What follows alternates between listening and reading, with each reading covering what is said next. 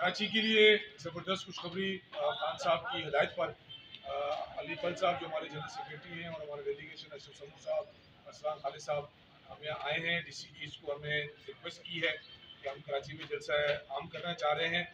जाली मैंडेट ना मंजूर, खान साहब को रिहा करो। और इस सिलसिले में कराची की वो तमाम जो ख्वाहिश थी कराची की आवाम की, पहला जलसा कराची में होना चाहिए।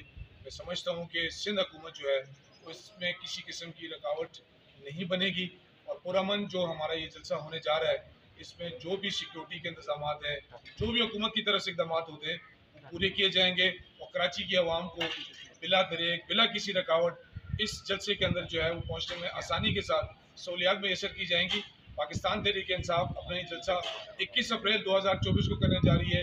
ईद के बाद बहुत बड़ा तोहफा जो कराची के अवाम के लिए है। मुझे उम्मीद है कि पाकिस्तानी कौम खास तौर पे हमारी कराची और सिंध की आवाम जो है उसमें भरपूर शिरकत करेगी और ये बताएगी और ये अपना एहतजाज एक किस्म के जलसे के अंदर रिकॉर्ड कराएगी कि इमरान खान को रिहा किया जाए। इमरान खान